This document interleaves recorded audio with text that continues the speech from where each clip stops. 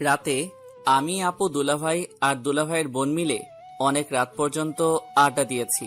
তাই ভাবলাম সকাল 10টার আগে হয়তো আর ঘুম ভাঙবে না। মনের সুখে ঘুমিয়ে পড়লাম। ওমা, সকাল 6টা বাজতে না বাজতেই আমার ফোনে একের পর এক রিং বেজে চলেছে। সকাল সকাল মনটা একদম খারাপ করে দিল। যাই হোক, নাম্বার না দেখেই ফোন রিসিভ করলাম। বাট আমি হ্যালো বলার আগেই ওপাশ বকাঝকা শুরু করে দিয়েছে। আমি বিছানায় থেকে হুড়মুড় করে উঠে বসলাম। কণ্ঠটা চেনা চেনা লাগলো, তাই ফোনের স্ক্রিনের দিকে তাকিয়ে দেখি কুত্তা নামে সেভ করা। তার মানে আমার বেস্ট ফ্রেন্ড জান্নাত ফোন দিয়েছে। কি হয়েছে বল? এভাবে বলছিস কেন? আমি তোর বাসার নিচে দাঁড়িয়ে আছি, তাড়াতাড়ি বের হ। পারবো না রে দোস্ত, আম্মু ডাকতেছে। বাসায় অনেক কাজ, বুঝতেই তো পারছিস। বাসায় মেহমান আসছে। তোর আম্মু তোকে ডাকতেছে? রে। আচ্ছা, তোর আম্মুর কি ডায়াবেটিক্স আছে? কেন? তোর আব্বুরও তো আছে, তাই না? কদিন পরে আমারও হবে। তো কি হয়েছে? আচ্ছা এটা বল, তুই এগুলা জিজ্ঞেস করছিস কেন? তোর আব্বু আম্মুকে তো আমি এখন রাস্তা দিয়ে দৌড়াতে দেখলাম। একসাথে হাঁপাতে হাঁপাতে আমাকে এটাও বলেছে, কি মা কেমন আছো? তাহলে কি আমি ভুল দেখেছি বা ভুল শুনেছি? আমি চুপ করে বসে রইলাম। শয়তান মেয়েটা বাহিরে আব্বু আম্মুকে রেখে নিয়েছে। এখন কি বলি? কি হলো, চুপ কেন? মানে হয়েছে কি? এত কিছু শুনতে চাইনি। তুই নিচে আসবি নাকি আমি উপরে আসবো? না না, তুই নিচেই থাক। আপু আসছে কালকে। আর তুই আমার সাথে যে ব্যবহার দেখাচ্ছিস, যেন মনে হয় তুই আমার বিয়ে করা বউ। আচ্ছা, তাহলে তুই আয়। ওকে, আসতেছি। 5 মিনিট দাঁড়া। আমি 10 মিনিটে রেডি হয়ে আসছি। গুনে গুনে আধা ঘন্টা পর বের হয়েছি। এতক্ষণ শুধু জানালার ফাঁকা জায়গা দিয়ে জান্নাতের অপেক্ষা করতে করতে কেমন ছটফট করছে এগুলা দেখলাম। নিচে নামতেই জান্নাত আমার শার্টের কলারটা চেপে ধরলো। আজ কেমন যেন জান্নাতকে একটু বেশি সুন্দর লাগছিল। জান্নাত এমনিতে বেশ সুন্দরী মেয়ে, আর আজকে তো রাগে লাল হয়ে গেছে, তাই আরো সুন্দর লাগছিল। জান্নাত বলে উঠল, কুত্তা, আমাকে এতক্ষণ অপেক্ষা করালি কেন? আর বলিস না, বাসায় দুলাভাই আসছে, এটা নিশ্চয়ই জানিস। তো বের হতে যাব, এমন সময় দুলাভাই এসে হাজির। আমাকে বলে, হ্যাঁ কোথায় যাও এত সকালে? কি করতে চাও? নানা রকমের প্রশ্নের উত্তর দিয়ে আসতে লেট হয়ে গেছে। সরি। বুঝেছি। কি বুঝলি? এই যে, এত মিথ্যা কথা তোর ঠোঁটের ডগায় থাকে। আচ্ছা চল, অনেক দেরি হয়ে যাচ্ছে। ওয়েট ওয়েট, এই বেচারাটাকে? ও বুঝেছি, আজকে আবার নতুন কারোর সাথে দেখা করতে যাচ্ছিস? বুঝে গেছিস তাহলে? বুঝবো না আবার? আটা ময়দা তো কম মাখিসনি। চুপ শয়তান, মূর্খামি করবি না। এগুলো হলো মেকআপ, কোনো আটা ময়দা না। জানি। আচ্ছা, এটা যেন তোর কত নাম্বার রিলেশন? 16 নাম্বার। আচ্ছা, এটা বল, 16 জনের মধ্যে তোর সব থেকে বেশি কতদিন রিলেশন ছিল? একদিন 3 ঘন্টা 45 সেকেন্ড। এটাই সর্বোচ্চ রিলেশন? কি করব বল? যার সাথে ফ্রি ভাবে কথা বলি তার সাথে ঝগড়া শুরু করে দেই। অবশেষে রাগ কন্ট্রোল করতে না পেরে ব্রেকআপ করে দিই। কিন্তু দেখ, তোর আর আমার কতদিনের ফ্রেন্ডশিপ, আজ পর্যন্ত ঝগড়া হয়নি। কি বললি? আবার বলতো। ঠিক তা না, ঝগড়া হয় ঠিক আছে, কিন্তু আমি জানি তুই কিছু মাইন্ড করিস না। তুই ওরকম ছেলেই না। ও আচ্ছা আচ্ছা, আমি ওরকম ছেলেই না। তবে কিরকম ছেলে শুনি? এখন দেখছি আমাকে নিয়েও গবেষণা করা শুরু করে দিয়েছিস। বেশি কথা না বলে তাড়াতাড়ি পা চালা। এমনিতেই অনেক দেরি হয়ে গেছে। আজকে ফার্স্ট মিট ওর সাথে, তাই আর দেরি করা যাবে না। রেস্টুরেন্টে গিয়ে দেখি জান্নাতের সাথে দেখা করবে বলে ছেলেটা বসে আছে। ছেলেটা জান্নাতকে দেখেই হা করে এক দৃষ্টিতে তাকিয়ে রয়েছে। আমি বললাম, কি ভাই, এত সুন্দরী মেয়ে আগে কখনো দেখেননি বুঝি? উত্তরে ছেলেটা বলল, না ভাই, আগে এত সুন্দরী মেয়ে কখনো দেখিনি। পড়ি, একদম পড়ি। ছেলেটা জান্নাতের গুণগান করা শুরু করলো। এক কথায় ন্যাকা মজাকে বলে। ছেলেটি জান্নাতকে বলে, তোমার ঠোঁটের নিচের তিলটা অনেক সুন্দর। চোখ, নাক, ঠোঁট তো মাশাআল্লাহ। চুলগুলো তো অনেক লম্বা লম্বা দেখা যাচ্ছে। জান্নাতের দিকে তাকাতেই দেখি এত প্রশংসা শুনে আরো বেশি করে ভাব নিচ্ছে। অবশ্য ছেলেটা ঠিকই বলছে। এতদিন তো ভেবেছি জান্নাতের এসব কিছু শুধু আমার একারই ভালো লাগে, তবে এখন দেখছি এগুলো তো সবার নজরে, কিন্তু এসব কিছু আর সহ্য হচ্ছে না। তাই ছেলেটাকে বললাম, আরে ভাই, আপনি একটু থামবেন? ছেলেটা চুপ হয়ে গেল। জান্নাতকে বললাম, ছেলে পছন্দ হয়নি, উঠো এখান থেকে। কেন, কি হয়েছে? ভালোই তো আছে।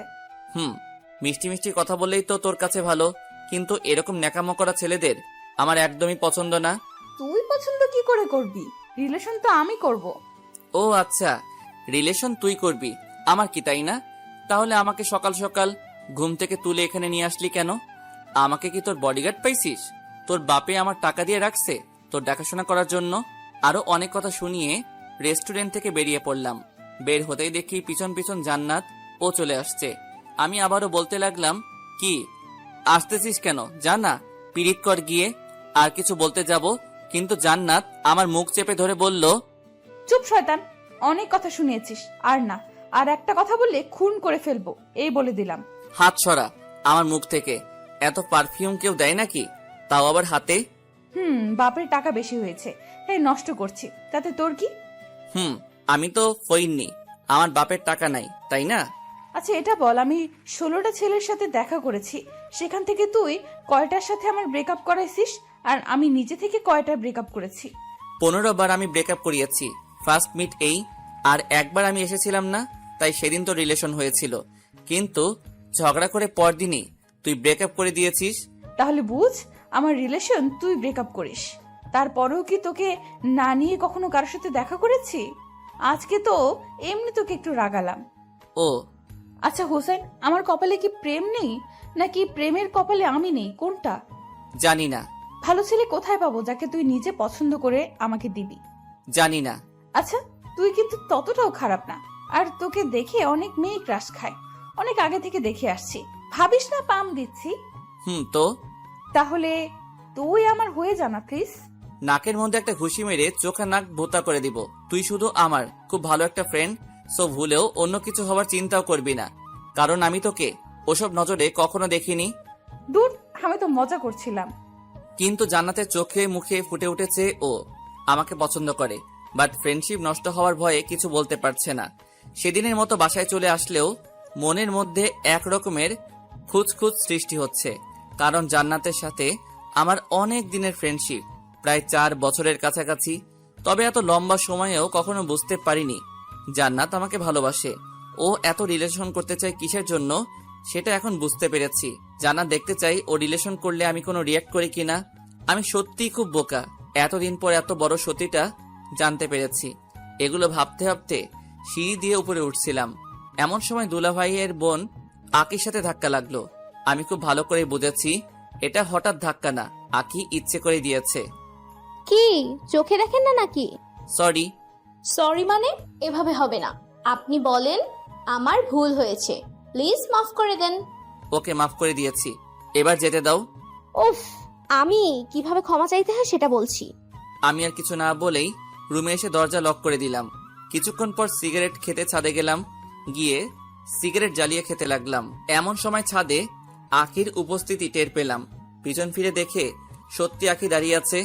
আখি বলে উঠল, মা, আপনি সিগারেট খান? কেন চোখে দেখেন না? খাবেন নাকি? খাবো, কিন্তু কোথাও পাই না, তাই খেতেও পারি না। আজ যখন হাতের কাছে পাইছি তখন আর ছাড়ছি না। ওকে আসো, খেয়ে নাও। আকির হাতে সিগারেট ধরিয়ে দিলাম। আকির হাত রীতিমতো কাঁপতে শুরু করে দিয়েছে। আমি বললাম, হইছে হইছে, আর খেতে হবে না, বুঝে গেছি তুমি কত পারবে। এই বলে আকির হাত থেকে সিগারেটটা নিয়ে আমি খেতে লাগলাম, আর ওর দিকে তাকিয়ে হাসতে থাকলাম। রাগে আকির চোখ মুখ লাল হয়ে গেছে। হঠাৎ করে আমার হাত থেকে সিগারেট মুখে নিয়ে জোরে এক টান মারলো আখি। এরপর কি আর বলবো, 80 বছরের বুড়ার মতো কাশতে শুরু করলো। কাশতে কাশতে শ্বাস নিতেও পারছে না। আমাকে বলে, আপনি এগুলো খান কেমন করে? শয়তান, আগুন দেখে ভয় পায়, আর আগুন মুখে নিয়েছো, তাহলে তো এরকম হবে, তাই না? কি আমাকে শয়তান বললেন? আমি কখন তোমাকে শয়তান বললাম? আপনার কথাই বুঝে নিয়েছি। ও তাই বুঝি। আমি আজকেই ভাইয়াকে বলে দেবো আপনি সিগারেট খান। তোমার ভাই আমার সাথে বসে সিগারেট খায়, ওকে? আর তুমি যে একটু আগে সিগারেট টানছিলে, ওইটা আমি ভিডিও করে রেখেছি। এমনকি তুমি শুরু থেকে শেষ পর্যন্ত যা কিছু বলেছো বা করেছো সব ভিডিও করা শেষ। তখন আখি নিজেরই মাথার চুল টানতে টানতে নিচে চলে যায়। আমি আবার মনের সুখে সিগারেট টানতে থাকলাম। এমন সময় কুত্তাটার ফোন, সরি জান্নাতের ফোন। 8-9 বার ফোন দেওয়ার পর রিসিভ করলাম। কি হয়েছে বল। এভাবে কথা বলছিস কেন? ওকে বাবা, সরি, এবার বলেন। ফোন ধরতে লেট করলি কেন? বাথরুমে ছিলাম তাই একটি অসাধারণ মিথ্যা কথা বললাম। ও, তোর বাসার ছাদেও বুঝি বাথরুম আছে? মনে তো হয়নি। তাহলে কি ছাদের এক কর্নারে বসে পড়েছিলি? আলতু ফালতু কথা রাখ। আমি বাসার ছাদে, এটা তোকে কে বলেছে? সেদিনের মতো আজকেও কি বাসার সামনে এসে হাজির হয়েছিস? আমার বইয়ে গেছে তোর বাসার সামনে গিয়ে তোকে চেক দিতে যাব। তোকে ফোনে না পেয়ে আন্টিকে ফোন করেছি। আন্টি বলল তুই নাকি ছাদে হাওয়া খাচ্ছিস। হাওয়াই তো খাচ্ছি, তবে কোন হাওয়া খাচ্ছি সেটা তো আর আম্মু জানে না। আচ্ছা, তুই কি বলবি যেন? আচ্ছা হুসাইন, মেয়েরা কোন কালার শাড়ি পরলে তোর ভালো লাগে? অবশ্যই নীল। তবে তুই এগুলো শুনে কি করবি? কিছু না, তাহলে তোর নীল শাড়ি পছন্দ? খুব পছন্দ। আচ্ছা, আজকে বিকালবেলায় ফোন দিলে লেকের পাড়ে আসিস তো একটু। ফ্রি থাকলে আসবো। তোর আবার কি কাজ? আসতে বসতে আসবি, বেশি বকবক করবি না। ওকে। নিচে চলে আসলাম আমার রুমে। কেমন যেন রুমটা অগোছালো হয়ে আছে। অনেকদিন হলো রুমটা কেউ পরিষ্কার করেনি। আর আমি তাই আঁকিকে ডাক দিয়ে বললাম, আমি বাহিরে যাচ্ছি, আমার রুমটা সুন্দর করে গুছিয়ে রেখো, আমি এসে দেখব। বাহ, আপনার সাহস আছে বলতে হবে। আমার রুম আম্মুকে দিয়ে গোছাই, আর আপনি আমাকে বলছেন? তাছাড়া আমি এ বাসার মেহমান, সো আমাকে এসব বলে লাভ নাই। আমি গেলাম। ও কাজ করবে না তাহলে? না, করব না তো। তো আমি সিগারেট খাওয়ার ভিডিওটা সবাইকে দেখিয়ে আসি। প্লিজ না, না এরকম করবেন না প্লিজ। ভাইয়া আমাকে একদম মেরেই ফেলবে। তাহলে চুপচাপ আমি যে কাজগুলো দিয়েছি ওগুলো করতে থাকো। অসহায় অবুঝ একটা মেয়ে পেয়ে এরকম অত্যাচার। চুপ, তুমি অবুঝ। তাড়াতাড়ি কাজ শেষ করো, আমি একটু পরেই আসছি। আমি চলেই যাচ্ছিলাম, এমন সময় আঁকি গুনগুন করে বলতে লাগলো, এই জন্যই ছেলেদের বিশ্বাস করতে নেই। আমি ওর কথায় কান না দিয়ে বাহিরে চলে আসলাম ফ্রেন্ডদের সাথে আড্ডা দিতে। তবে আমার সব ফ্রেন্ড কিছুদিন হলো সবাই খারাপ নেশায় আসক্ত হয়ে পড়ে গেছে। কেউ প্রেমে ব্যর্থ হয়ে, আবার কেউ শখের বসে খেতে গিয়ে নেশায় আসক্ত হয়ে গেছে। মানুষ মাত্রই অভ্যাসের দাস। আপনি কিছুদিন একটা কাজ করবেন, হোক সেটা ভালো কিংবা খারাপ, সেটার প্রতি আপনি একটু হলেও আসক্ত হয়ে পড়বেন।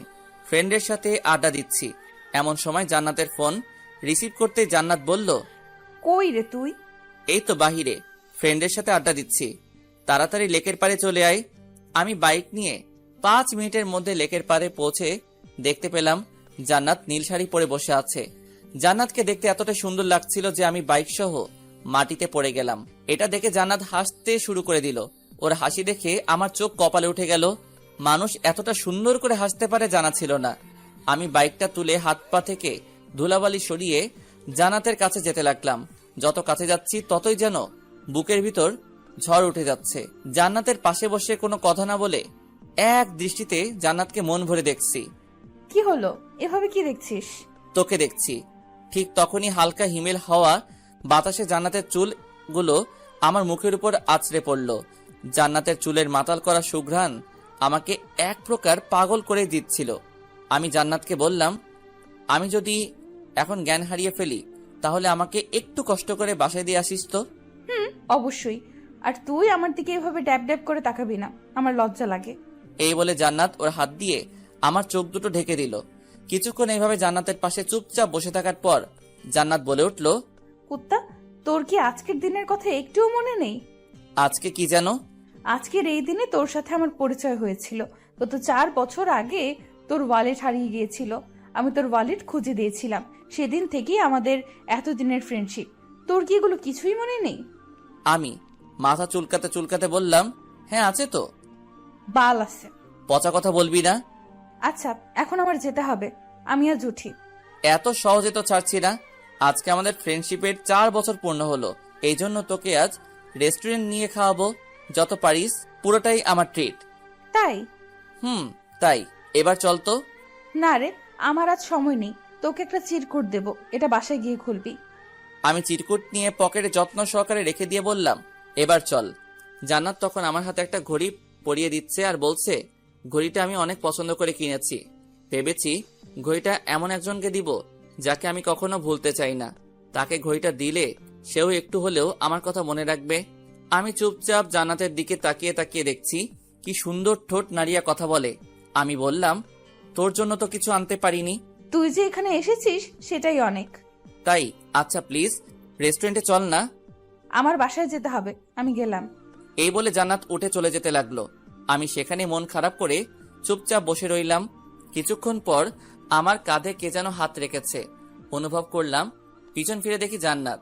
আমি বললাম, তুই তুই এখানে কি করিস? তোর তো বাসায় থাকার কথা। বাবা, এত রাগ?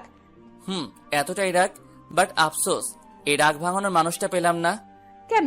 আমি আছি কি করতে? আমার রাগ ওঠার কারণটাই তো তুই।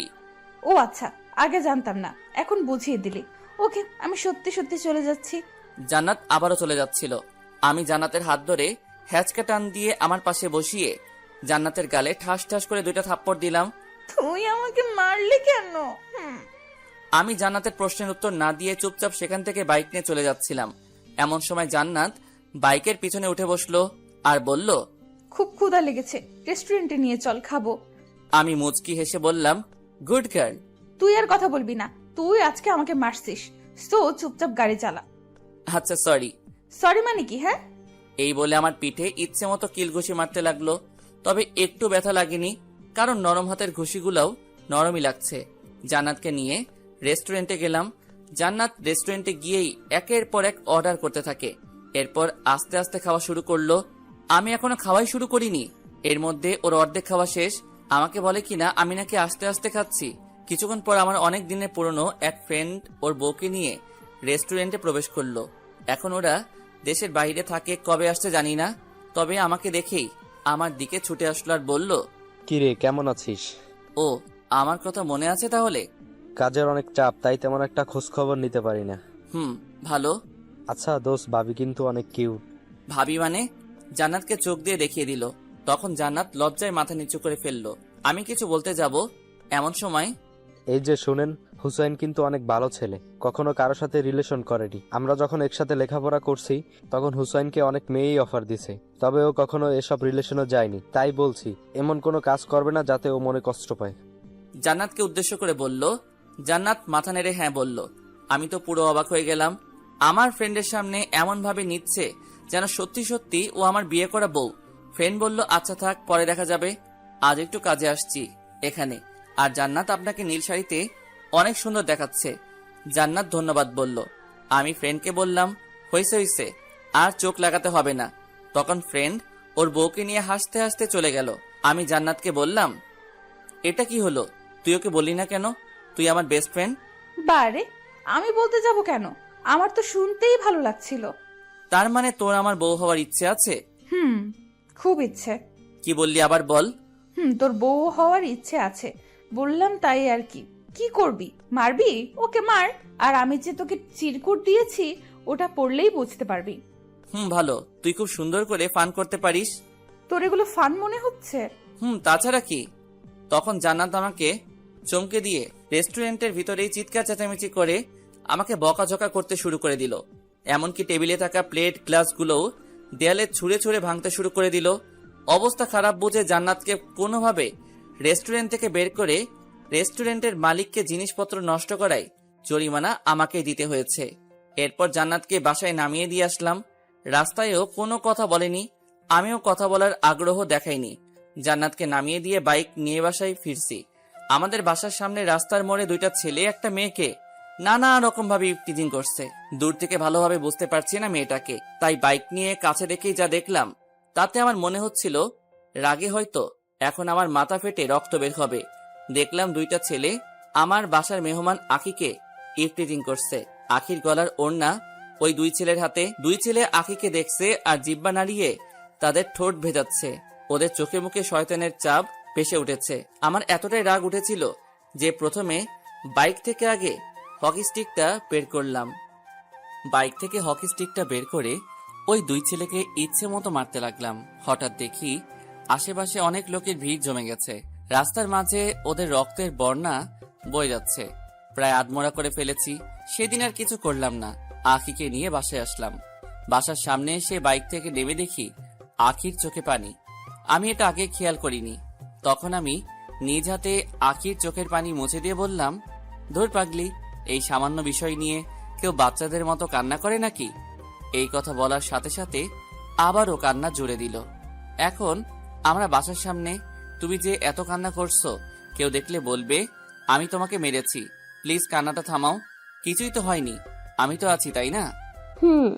চোখের পানি মুছে ফেলো। আপনি মুছে দেন। কি আর করার, আমি সবকিছু ঠিকঠাক করে আখিকে নিয়ে বাসায় ঢুকলাম। বাসায় ঢুকতেই আপুর সাথে দেখা। কই গিয়েছিলি হুইসাই? এই তো একটু বাহিরেই।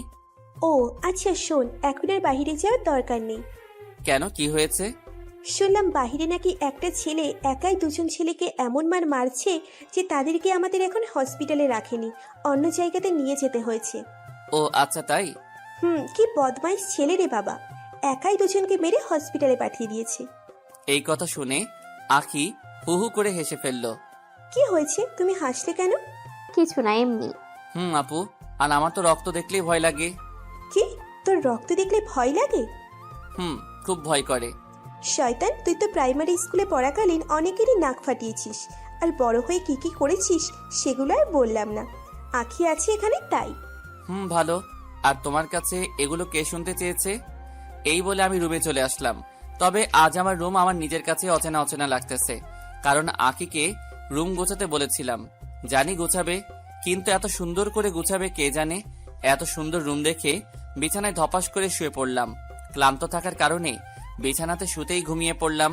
সন্ধ্যার আগ মুহূর্তে সূর্য যখন লাল রং আকার ধারণ করে, তখন আমার ছাদে গিয়ে সিগারেট খেতে খুব ভালো লাগে।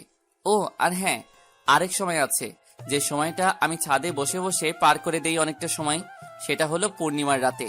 চাঁদের সৌন্দর্য দেখতে দেখতে সিগারেট খেয়ে পার করে দেই অনেকটা সময়। প্রতিদিনের মতো আজ সন্ধ্যায় ছাদে যাব, তবে ঘুম থেকে উঠে সিগারেটের প্যাকেটটা খুঁজে পাচ্ছি না। রুম গুছিয়ে আখি সিগারেটগুলো কই যে রাখছে কে জানে।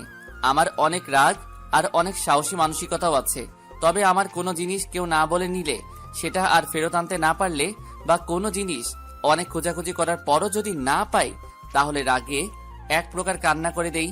তো অনেক খোঁজাখুঁজির পর আমার বিছানার পাশের টেবিলে কেমন যেন অনেকগুলো জিনিস একসাথে প্যাক করে রাখা। প্যাকিংটা খুলতেই আমার 5 মিনিট লাগছে। ওইটার ভিতরে দেখতে পেলাম সিগারেট রাখা। উফ! তখন আমার মনে আনন্দের অনুভূতি সৃষ্টি হলো।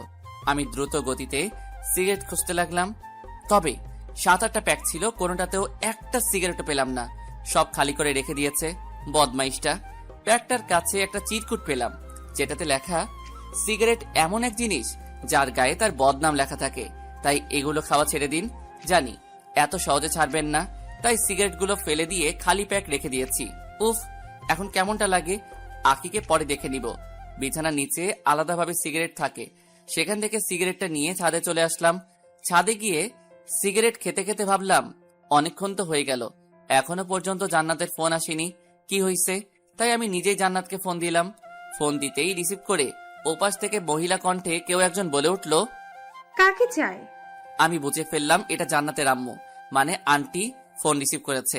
তবে জান্নাতের ফোন তো আন্টির কাছে থাকার কথা না। যাই হোক, আন্টিকে বললাম, আমি হুসাইন, জান্নাত কোথায়? ও বাবা, তুমি? হুম।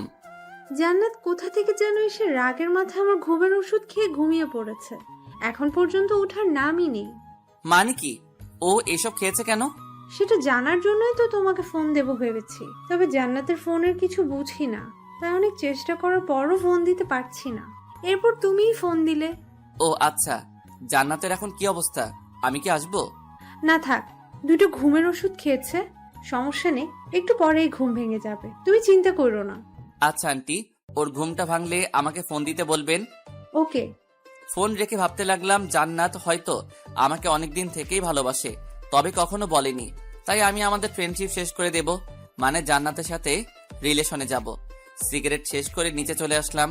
রাতে খাবার খেয়ে বিছানায় শুয়ে শুয়ে ফেসবুক চালাচ্ছি। এমন সময় আমার দরজায় কে যেন নক করলো। আমি বললাম দরজা খোলা আছে, ভিতরে আসতে পারেন। দরজা খুলে আকি রুমে প্রবেশ করলো। আকির হাত দুটো পিছনে, আমার সামনে এসে বলল, আজ আপনাকে কিছু কথা বলবো, আপনার কি শোনার মতো টাইম হবে? অবশ্যই, আপনি বলেন।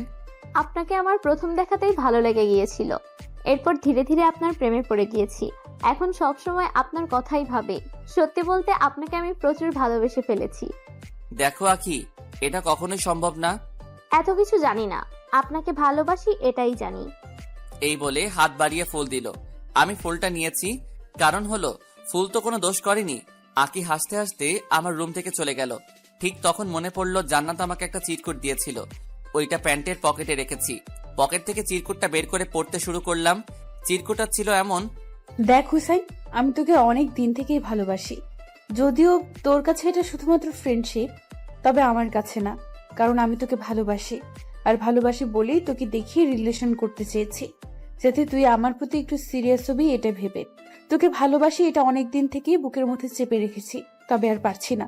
বিশ্বাস কর, তোকে 1 মিনিটের জন্য আমার ভাবনা থেকে সরাতে পারি না। খুব ভালোবাসি রে তোকে, আর তোকে না পেলে আমি কি করব নিজেও জানি না। আরো অনেক কিছু লেখা ছিল। এখন আমি তো পড়ে গেলাম বিপদে। দু নৌকার এক মাঝি কখনো হয় না। হতো যদি আমি প্লে বয় হতাম, বাট আমি অমন না, কি করব কিছু বুঝতে পারছি না, মাথায় কাজ করছে না। অনেকটা সময় চলে গেল, এখনো পর্যন্ত জান্নাতের কোনো ফোন পেলাম না। এখন রাত 4টা বাজে, আর ভালো লাগছে না, তাই বাইক নিয়ে বেরিয়ে পড়লাম জান্নাতের বাসার উদ্দেশ্যে। 10 মিনিটে পৌঁছেও গেলাম। জান্নাতের বাসার সামনে দাঁড়িয়ে জান্নাতকে ফোন করতে থাকলাম। 10-12 বার ফোন দেওয়ার পর জান্নাত ফোনটা রিসিভ করলো। হ্যালো। কি হয়েছে বলেন? আমার কিছু হয়নি, কিন্তু তোর কি হয়েছে? তুই নাকি ঘুমের ওষুধ খাইছিস?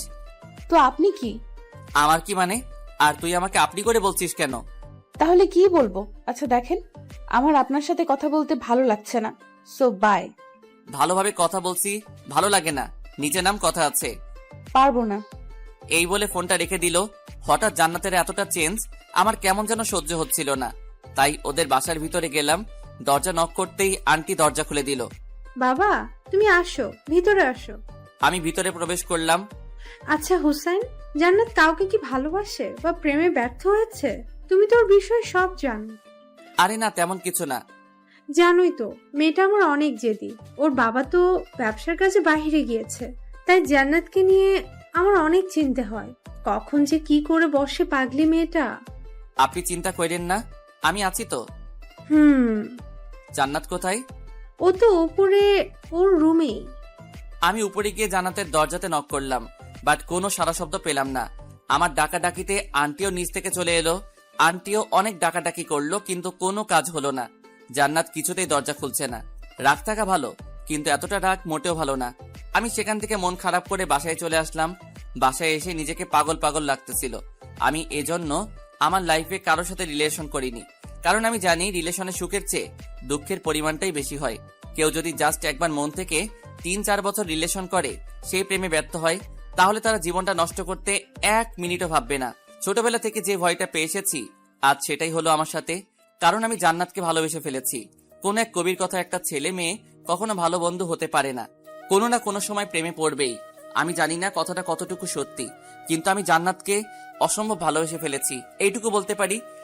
রাত প্রায় 10টা বাজলো বলে আমার মনটা ভীষণ খারাপ, তাই এক হাতে গিটার, অন্য হাতে সিগারেটের প্যাক নিয়ে ছাদে চলে আসলাম। আমি গিটারিস্ট, গিটার বাজাতে ভালোবাসি। প্রায় সময় ফেসবুক লাইভে আসি, কারণ আমার গিটার বাজানো অনেকেরই পছন্দ। এই গিটার বাজিয়ে ফেসবুকে কত মেয়ের প্রপোজ পেয়েছি, হিসাব নেই। কিন্তু সত্যি বলতে ভালোবাসায় বিশ্বাস না করা আমি আজ কারো ভালোবাসার অভাবে ভুগছি। যাই হোক, আজকের লাইভে গেলাম না। আমাদের ছাদ থেকে চাঁদটা খুব সুন্দর দেখা যায়, তাই গিটার বাজিয়ে সিগারেট খাচ্ছি। এমন সময় ছাদে আঁকি আসলো, তখন মাথাটা পুরো গরম হয়ে গেল।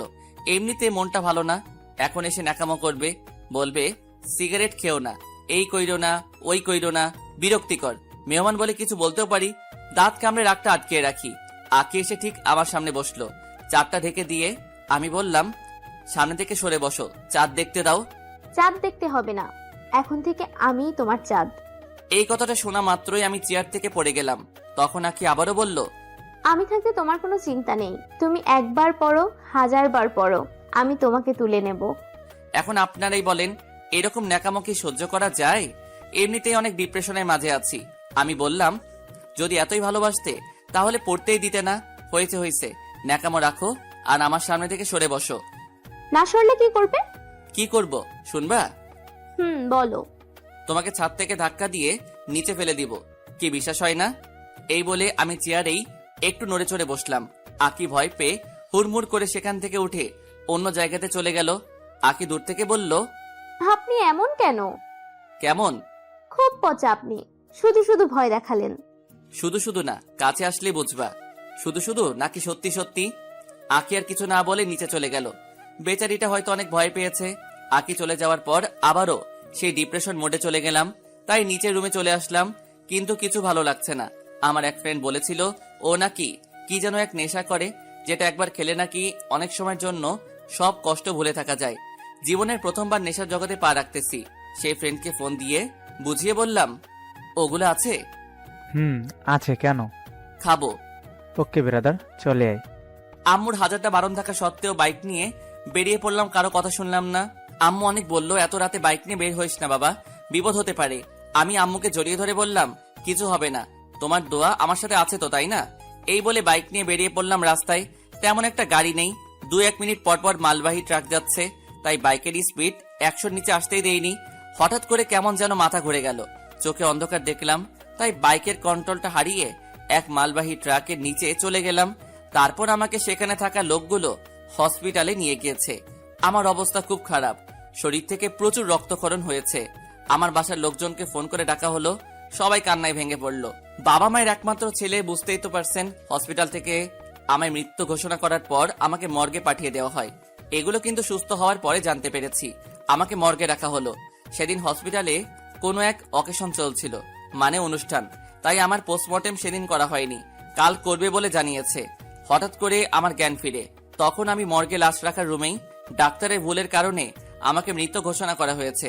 তাছাড়া সায়েন্সে এমন ব্যাখ্যা আছে যে রোগীর রেসপন্স দুর্বল থাকার কারণে ডাক্তারদের বুঝতে সমস্যা হয়। আমার সাথে হয়তো সেটাই হয়েছে। যাই হোক, জ্ঞান ফিরে পাবার পরে আমি বুঝতেই পারছি না আমি কোথায় আছি। সাধারণত মর্গে অনেক ঠান্ডা, ফ্রিজের মতো, যাতে লাশ পচে গলে না যায়। আমার খুব ঠান্ডা লাগছে, কারণ আমার শরীরে পাতলা সাদা চাদরের মতো কাপড়টা ছাড়া আর কিছু নেই। আমি অন্ধকারে দরজা খুঁজে ধাক্কালাম, কাজ হলো না, বাইরে থেকে লক করা। আর সেদিন হসপিটালে অকেশন থাকার ফলে গার্ডরা সব ওখানেই, কিন্তু আমি ঠান্ডায় একদম জমে যাচ্ছি। রুমটা পুরো অন্ধকার, কিছু দেখতে পাচ্ছি না। এই রুমে অনেক লাশ রাখা আছে। আমি তাদের শরীরে চাদরের মতো কাপড়গুলো একসাথে করে আমার গায়ে জড়িয়ে নিলাম। তবে আমি তখনও বুঝিনি এটা কিসের কাপড়। হাতের কাছে যা পেয়েছি তাই কুড়িয়ে নিয়েছি। তখনও আমার মাথায় জান্নাতের কথা ঘুরপাক খাচ্ছে, আর ভাবছি কখন যে সকাল হবে। এরকম আর বেশিক্ষণ থাকলে এবার সত্যি সত্যি মরে যাব। মর্গে অসহায়ের মতো ঠান্ডায় কাঁপতে কাঁপতে আবারও জ্ঞান হারিয়ে ফেললাম। সকালের আগে জ্ঞান ফিরে পেলাম। মর্গের উপরে ছোট জানালা দিয়ে দিনের আলো দেখা যাচ্ছে। আলো দেখে আমার দেহে যেন প্রাণ ফিরে পেলাম। কিছুক্ষণ পর মর্গের এক গার্ড এসে দরজাটা খুলতেই আমি উঠে দাঁড়িয়ে তার দিকে ছুটে যাই। এটা দেখে সেই গার্ডটা ভয় পেয়ে দরজাটা আবারও লাগিয়ে দৌড়ে চলে যায়। ভয় পাওয়ারই কথা, কারণ মর্গে কখনো জীবন্ত মানুষ থাকে না।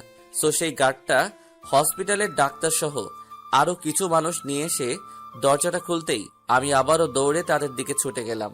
সারা রাত অনেক ঠান্ডার মধ্যে ছিলাম, তাই গলা দিয়ে কোনো শব্দ বের হচ্ছিল না। এক ডাক্তার সবকিছু বুঝতে পেরে আমাকে তাড়াতাড়ি করে ইমার্জেন্সিতে নিয়ে গেল। সব ট্রিটমেন্ট শেষ করে আমাকে হসপিটালের এক রুমে রাখা হলো কিছুদিনের জন্য। ডাক্তার বলেছে এখানে কিছুদিন থাকলে পুরোপুরি সুস্থ হয়ে উঠবে। আব্বু ডাক্তারদের নামে পুলিশ কেস করতে চাইলে আম্মু বলল, থাক না, আমার ছেলেকে ফিরে পেয়েছি, এটাই অনেক, আমি আর কিছু চাই না। তখন ডাক্তার এসে আমাদের কাছে ক্ষমা চাইতেই আম্মু তাদের বলল, ক্ষমা চাইতে হবে না, আমার ছেলের মতো অন্য কারো ছেলের সাথে এমনটা করবেন না আর কোনোদিন। সেদিন যদি হসপিটালে অকেশন না থাকতো তাহলে আমার ছেলেকে পোস্টমর্টেম করা হতো, আর পোস্টমর্টেম হলে আমার ছেলেকে আর ফিরে পেতাম না। এই আম্মু আবারও কান্নাতে ভেঙে পড়লো। আমি আম্মুকে জড়িয়ে ধরে বললাম, সবকিছু তো ঠিক হয়ে গেছে, তাহলে এখন কেন কান্না করছো? হসপিটালে সেদিন আমার আত্মীয় স্বজন সবাই ছিল, কিন্তু আমার চোখ দুটো শুধু জান্নাতকেই খুঁজে বেড়াচ্ছিল। কিন্তু সেদিন এক নজর জান্নাতকে দেখার জন্য পাগলের মতো এদিক ওদিক তাকাতাকি করতে থাকি, কিন্তু জান্নাতকে কোথাও দেখতে পেলাম না। তখন সবার সামনেই হেসে দিয়েছিলাম। হাসিটা কষ্টের ছিল, এটা আর কেউ না বুঝতে পারলেও আমার পাশে বসে থাকা আকি বুঝে নিয়েছিল। আকি আমাকে সান্ত্বনা দিয়ে বলল, সব ঠিক হয়ে যাবে। সব তো ঠিকই আছে। না, সব ঠিক নেই। আচ্ছা, কি ঠিক নেই? খুব ভালো করেই বুঝতে পেরেছি, আপনার চোখ দুটো শুধু জান্নাতকেই খুঁজে চলেছে। তোমাকে জান্নাতের ব্যাপারে কে বলছে? আপনার রুম থেকে জান্নাতের দেওয়া চিরকুটটা পড়ে সব বুঝেছি। আপনাদের মাঝে কি হয়েছে আমি জানি না, তবে চিন্তা করবেন না, সব ঠিক হয়ে যাবে। সব ঠিক হলে তুমি কেমন করবে? তুমিও তো আমাকে ভালোবাসো, তুমি সেদিন মিথ্যা বলেছিলে। আমার ভালোবাসা মিথ্যে নয়, আমি জানি জোর করে কারো ভালোবাসা পাওয়া যায় না। আপনার মনে আমার জন্য কোনো জায়গা নেই। আপনি আপনার সবটা দিয়েই জান্নাতকে ভালোবেসে ফেলেছেন, সব বুঝি। তুমি এত কিছু বুঝলে কেমন করে? মেয়েদের অনেক কিছু বোঝার ক্ষমতা থাকে, সে আপনি বুঝবেন না।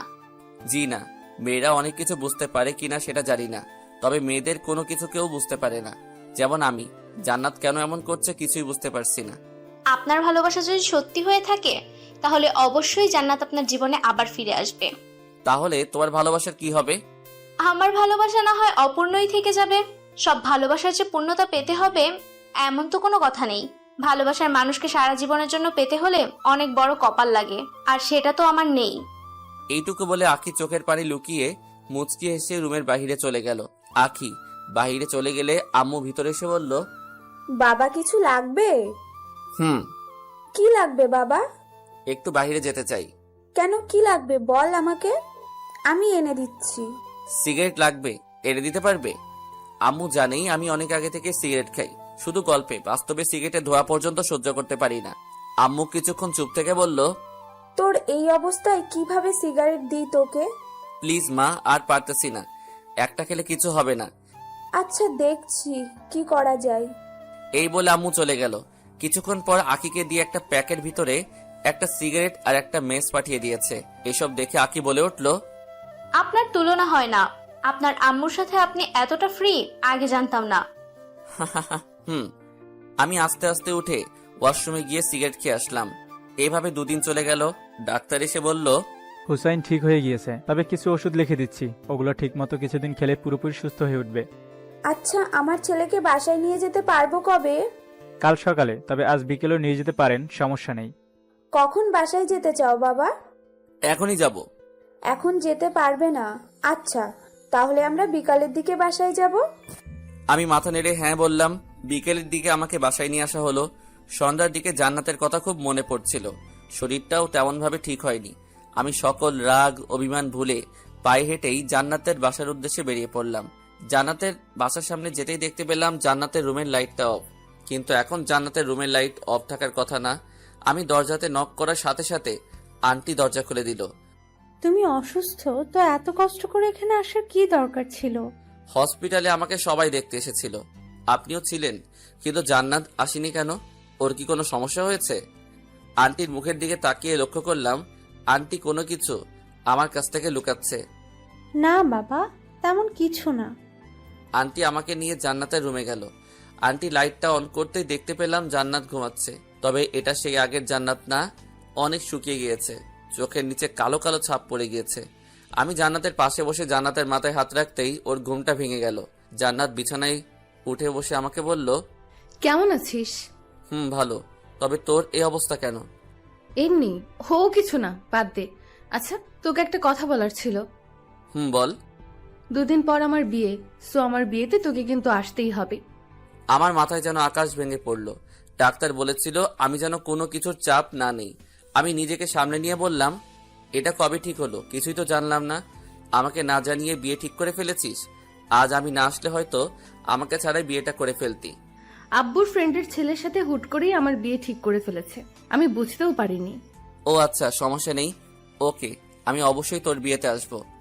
আর কিছু বলতে পারলাম না। কখন যে আমার চোখের কোণে পানি জমে গিয়েছে বুঝতেই পারিনি। তাই সেখানে আর বেশিক্ষণ থাকলাম না, বাসায় চলে আসলাম। রাস্তা দিয়ে হেঁটে হেঁটে আসার সময় আমার চোখ দিয়ে অঝরে পানি ঝরেছে। বাসায় এসে নিজেকে সান্ত্বনা দিয়ে ভাবলাম, যদি আমার ভালোবাসা সত্যি হয়ে থাকে তাহলে অবশ্যই জান্নাত আমার কাছে ফিরে আসবে। কিন্তু বারবার মনে হচ্ছে আমি জান্নাতকে হারিয়ে ফেলছি। তবে আমার বিশ্বাস জান্নাত আমার আর আমার কাছে ফিরে আসবে। দেখতে দেখতে 2 দিন চলে যায়। কাল জান্নাতের বিয়ে। রুমে শুয়ে আছি, এমন সময় এক ফ্রেন্ডের ফোন আসলো। রিসিভ করতেই ফ্রেন্ড, কিরে হুসাইন, কই তুই? কেন, কি হয়েছে? আজ জান্নাতের বিয়ে, জানিস না? জানি তো, কি হয়েছে? তো কি হয়েছে মানে? তুই যাকে নিয়ে স্বপ্ন দেখতি আর আমাদেরকে তোর আর জান্নাতের গল্প শুনে আজ তার বিয়ে হয়ে যাচ্ছে, অথচ তোর কোনো চিন্তা নেই। বাদ দে তো, ও আমার জাস্ট ফ্রেন্ড ছিল। বোকা ভাবিস না, সব জানি। তুই বাসা থেকে বের হ, আমি সব রেডি করে রেখেছি। মানে কি রেডি করে রাখছস? জান্নাতকে উঠিয়ে নিয়ে আসবো। না থাকলে, আর জান্নাত আমার সাথে কখনো আসবে না। আসবে না মানে? অজ্ঞান করে নিয়ে আসবো, ভাবনি আর জায়গা পায় না মেয়েটা। আচ্ছা বাদ দে তো এসব, এখন রাখছি। এই বলে আমি ফোনটা রেখে দিলাম। এমন সময় আম্মু রুমে আসলো। কি হয়েছে? কই কিছু না তো। তাহলে তোর চোখ বেয়ে পানি পড়ছে কেন? ও খেয়াল করিনি, হয়তো চোখে কিছু ঢুকেছে। দরজার পাশে দাঁড়িয়ে আমি সব শুনেছি। তুই অনেক বড় হয়ে গেছিস। ছোটবেলায় তো পিঁপড়ের কামড় খেয়ে আমার কাছে এসে কান্না করতিস, আর এখন এত বড় মাপের কষ্ট লুকিয়ে আমার সাথে দিব্যি হেসে হেসে কথা বলছিস তুই। তখন আর নিজেকে আটকে রাখতে পারলাম না। আম্মুকে জড়িয়ে ধরে কান্না সুরে বললাম, মা, জান্নাতকে খুব ভালোবেসে ফেলেছি, হয়তোবা নিজের থেকেও বেশি। তো চিন্তা কিসের? তোর ফ্রেন্ডের সাথে গিয়ে উঠিয়ে নিয়ে আয়, পরে যা হবে আমি বুঝবো। তবে তোর কষ্ট দেখতে রাজি নই আমি। জান্নাত যদি জাস্ট একবার বলতো যে আমাকে ও এখনো ভালোবাসে, তাহলে জান্নাতকে আমার কাছ থেকে কেউ আলাদা করতে পারতো না। বাট ও তো এখন আমাকে সহ্যই করতে পারে না, তাই যা হবার হবে সব ভাগ্যের উপর ছেড়ে দিয়েছি। তাহলে এখন কি করবি? কিছু না, ভাগ্যে যদি থাকে তো জান্নাত ফিরে আসবে, আর না থাকলে যাক, বাদ দাও। সে তুই যা ভালো বুঝিস কর, তবে এভাবে মন মরা হয়ে বসে থাকবি না, আমার কিন্তু খারাপ লাগে। ওকে। আম্মু চলে গেলে আবার আকি ভিতরে আসতে চাইলে আমি বললাম, বাহিরে আর কেউ আছে? না। আচ্ছা, এখানে কি ইন্টারভিউ চলছে নাকি যে একের পর এক আসছো? এভাবে বলছেন কেন? আচ্ছা, চলে যাচ্ছি। না, কি বলবে বলে যাও। আজ আমি আমাদের বাসায় চলে যাচ্ছি, তাই বলতে আসছিলাম। ততক্ষণ আপনি আপনার আম্মুর সাথে কথা বললেন, তাই ভেতরে আসিনি। আখির কথা শুনে কিছুক্ষণ চুপচাপ বসে রইলাম, তারপর বললাম, আজকে কেন যেতে হবে? আসছি তো অনেকদিন হলো। বাসা থেকে আম্মু ফোন দিয়েছিল, বলল বাসায় চলে আসতে। আজ তো যেতে পারবো না। কেন পারবো না? আজ জান্নাতের বিয়ে। তাই কি? তাই কি মানে? আমি কান্না করলে আমাকে সান্ত্বনা কে দিবে শুনি? আপনি বাচ্চাদের মতো কান্না করবেন? হুম। ওকে, তাহলে আপনার কান্না দেখতে আজ না হয় থেকেই যাই, কি বলেন? থ্যাঙ্কস। চলে যাচ্ছিলাম, তাই আপনার জন্য একটা সিগারেটের প্যাকেট নিয়ে এসেছি। ভাবলাম এটা দিয়ে চলে যাব। কই দাও তাহলে। জি না, আজ তো যাওয়া হচ্ছে না, তাই কাল যাওয়ার সময় দিব। না, এখন এটা দাও, পরে না হয় আরেক প্যাকেট দিয়ে যাবে। ওকে। আকি সিগারেট দিয়ে চলে গেল। দিনটা কষ্টে কোনোভাবে কাটিয়ে নিলাম। জান্নাতকে হয়তো রাত 1টা-2টার দিকে ওদের বাসা থেকে নিয়ে যাবে বিয়ের সব কাজ সম্পন্ন করে। এখন সন্ধ্যা নেমে গিয়েছে, কষ্টটা যেন ধীরে ধীরে বেড়েই চলেছে। আজ সারাদিন আমার রুম থেকে বের হয়নি। জান্নাতকে শেষ একটি বারের জন্য দেখার জন্য মনটা পাগলের মতো ছটফট করছে, তাই দৌড়ে জান্নাতের বাসার দিকে ছুটে গেলাম। দূর থেকেই বিয়ে বাড়ির হইচই শুনতে পেলাম। বুকের বাপাসটা কষ্টে যেন অবশ হয়ে যাচ্ছে। আমি আস্তে আস্তে জান্নাতদের বাসায় ঢুকলাম। বাসায় অনেক লোকজন, পরিচিত কাউকে খুঁজে পাচ্ছি না যে জান্নাতের কথা জিজ্ঞাসা করব। হঠাৎ জান্নাতের এক মেয়ে ফ্রেন্ডকে দেখতে পেলাম, ওর নাম রূপা। রূপা আমাকে দেখতেই আমার দিকে ছুটে আসলো। রূপা বলল, হুসাইন ভাইয়া, আপনি এখানে কেন? জান্নাত তো উপরে। জান্নাত উপরে? আচ্ছা, আপনি নাকি মৃত থেকে জীবিত হয়েছেন? কে বলেছে এগুলা? এলাকার সবাই জানে, আমি জানবো না? ও, কিন্তু মৃত মানুষ কখনো জীবিত হয় না। আমার রেসপন্স দুর্বল ছিল, তাই অমনটা হয়েছিল। ও আচ্ছা, এখন বুঝলাম। বাট এই সামান্য কাহিনীকে লোকেরা রচনা করে ফেলেছে। আপনি নাকি কবর থেকে উঠে এসেছেন, আরো এরকম অনেক কিছু বলেছে তারা। ওহ, বাদ দাও। আচ্ছা, আমাকে একটু জান্নাতের কাছে নিয়ে যেতে পারবে? আপনি হলেন জান্নাতের বেস্ট ফ্রেন্ড, আপনাকে আবার নিয়ে যেতে হবে কেন? আপনি তো যেতে পারেন। রূপার কথা শুনে জান্নাতের আর আমার সেই আগের মিষ্টি ফ্রেন্ডশিপের কথা মনে পড়ে গিয়েছে। কতই না সুন্দর ছিল সেসব দিনগুলো। এগুলো ভাবতে ভাবতে চোখের কোণে অনেকটা পানি জমে গিয়েছে। আমি রূপাকে বললাম, আচ্ছা তুমি যাও তাহলে। রূপা চলে গেলে আমি উপরে গেলাম। দরজার বাহির থেকে জান্নাতকে দেখতে পেলাম। জান্নাতের দিকে তাকিয়ে চোখ ফেরাতে পারছি না। জান্নাত এমনিতেই অনেক সুন্দর, তার মাঝে আজ আবার বিয়ের সাজে। কখনো পরি দেখিনি, তবে পরিদের বিষয় যতটুকু শুনেছি তার থেকে জান্নাত কোনো অংশে কম নয়। সেখানে আর বেশিক্ষণ থাকতে পারলাম না, দ্রুত বাসায় চলে আসলাম। নিজের উপরে এত রাগ হচ্ছিল বলে বোঝাতে পারবো না। কেন যে সেদিন জান্নাতের ভালোবাসাটা অবহেলা করেছি। সেদিন জান্নাতকে ফিরিয়ে না দিলে আজ হয়তো আমার এমন দিন দেখতে হতো না। রাগে আমার রুমের জিনিসপত্র ভাঙতে শুরু করে দেই। জিনিসপত্র ভাঙার শব্দ পেয়ে নিচ থেকে আম্মু আপু চলে আসে। আমাকে সান্ত্বনা দিয়ে তারা চলে যায়। আমাকে বলে ঘুম আসতে, তবে ঘুম আসছিল না বলে 3-4টা ঘুমের ওষুধ একবারে খেয়ে ফেলি। এখন আর বিছানায় উঠতে পারিনি। বিছানার নিচে ফ্লোরে ঘুমিয়ে পড়লাম। সকালে ঘুম থেকে উঠে অনুভব করলাম আমি বিছানাতে শুয়ে আছি। আমার কপালে কে যেন চুমু খাচ্ছে। চোখ খুলতে দেখতে পেলাম জান্নাত আমার পাশে বসে কপালে চুমু খাচ্ছে। নিজের চোখকে যেন বিশ্বাস করতে পারছি না, তাই হালকা করে আমার শরীরে চিমটি কাটলাম, এটা ভেবে যে আমি স্বপ্ন দেখছি না তো। তুই তুই এখানে কি করিস? তোর তো শ্বশুর বাড়ি থাকার কথা। রাখ তোর শ্বশুর বাড়ি। সারা রাত এভাবে তোর পাশে বসে বসে তোকে ডাকাডাকি করতেছি, তাও তোর ঘুম ভাঙাতে পারলাম না। পারবি কেমন করে? অনেকগুলা ঘুমের ওষুধ খেয়ে ঘুম দিয়েছি। এই কথা বলা মাত্রই জান্নাত আমার বুকের উপর উঠে বসে আমার গালে মিষ্টি মিষ্টি থাপ্পড় মেরে বলতে থাকে, শয়তান, তুই এগুলো খাইছিস কেন? তোর কাছ থেকেই তো শেখা এগুলি খাওয়া। আমি আগে অবশ্যই খেয়েছি, যার ফলে আমার শরীর স্বাস্থ্য মাঝখানে নষ্ট হয়ে গিয়েছিল। এখন আর খাই না, তাই আবার ঠিক হয়ে গিয়েছি। সেটা তো দেখতেই পারছি, তবে তুই এখানে কেন? তাহলে কোথায় থাকবো? শ্বশুর বাড়ি? হুম। আমার ভালোবাসা এত সস্তা মনে করিস? সস্তা না হলে বিয়ে করতে রাজি হয়েছিলি কেন? আব্বুর ফ্রেন্ডের ছেলের সাথে আমাকে জোর করে বিয়ে দিতে চেয়েছিল। আমি রাজি হয়েছি বলে আজ এখানে আসতে পেরেছি। না হলে কি? না হলে আমাকে আটকে রেখে জোর করে বিয়ে দিয়ে দিত। বুঝেছি, তবে আমাকে তো বলতে পারতি এসব কথা। বলবো কেন? তুই যে আমাকে প্রথমে অবহেলা করেছিস সেটা ভুলে গিয়েছি ভাবছিস? কিচ্ছু ভুলিনি, তাই তোকে একটু শিক্ষা দিলাম। এটা একটু শিক্ষা, আর একটু হলে তো মরেই যেতাম। ভালো। ভালো। তবে তুই এখন আমার বুকের উপর থেকে নেমে অন্য জায়গাতে বস গিয়ে। জি না, আমি তোর বুকের উপরেই বসে থাকবো। কি করবি তুই? সত্যি ব্যথা লাগতেছে, রাতে কিছু খাইনি। এমন সময় আখি রুমে আসলো, এসে বলল আমাকে আর জান্নাতকে আম্মু নিচে ডাকছে। জান্নাত আমার উপর থেকে উঠে বসে আখিকে বলল, তুমি তাহলে আখি? হুম। হুসাইনের মুখে তোমার কথা অনেক শুনেছি, যা শুনেছি তার থেকে কোনো অংশে কম নয়। অনেক সুন্দরী তুমি। কি যে বলেন আপু, আপনার সৌন্দর্যের মাঝে সকল সৌন্দর্য হার মেনে যাবে। আমি এতটাও সুন্দর না, ওকে? আমি হুসাইনের কাছ থেকে শুনেছি তুমি নাকি হুসাইনকে লাইন করো। আখি চুপ করে রইলে জান্নাত বলল, তোমাকে হুসাইনের থেকে ভালো একটা ছেলে এনে দিব। আর হুসেন কিন্তু বেশি একটা ভালো না, ওকে আমি খুব ভালোভাবেই চিনি। তবে মন থেকে ভালোবেসে ফেলেছি, কি আর করার, তাই ছুটে চলে আসলাম। ভালোই হয়েছে, আপনাকে ছাড়া উনি অনেক কষ্টে ছিল। আপনি আসাতে ওনার মুখে হাসি ফুটেছে দেখছি। আচ্ছা, আমি নিচে গেলাম, আপনারা তাড়াতাড়ি করে নিচে আইসেন। ওকে, যাও, আসছি। আমি আর জান্নাত নিচে গেলাম। জান্নাত আম্মুর পায়ে সালাম করলো। আম্মু জান্নাতকে বলল, তুমি এখানে আসছো, এটা কি তোমার বাসায় জানে? না, কেউ জানে না। তাহলে তো তাদের ফোন দিয়ে জানাইতে হবে, তা না হলে তারা চিন্তায় থাকবে। না, ফোন দিয়ে না, ফোন দিলে এসে আমাকে নিয়ে যাবে। আরে সমস্যা নেই, আসছো যখন নিয়ে যেতে পারবে না। চিন্তা করো কেন, আমি তো আছি, দেখি কেমন করে নিয়ে যায়। খুব ভয় করছে, আব্বু যে রাগী। সমস্যা নেই, আমি ফোন দিচ্ছি। আম্মু জান্নাতদের বাসায় ফোন দিয়ে জানায়, জান্নাত আমাদের বাসায় তা জানালো। এরপর আম্মু আমাকে বলল, আচ্ছা তোরা গল্প কর, আমি আসছি। আমি জান্নাতকে নিয়ে উপরে চলে গেলাম। উপরে এসে জান্নাত আমাকে বলল, তুই রাতে কিছুই খাসনি? খেয়েছি তো। কি খাইছিস?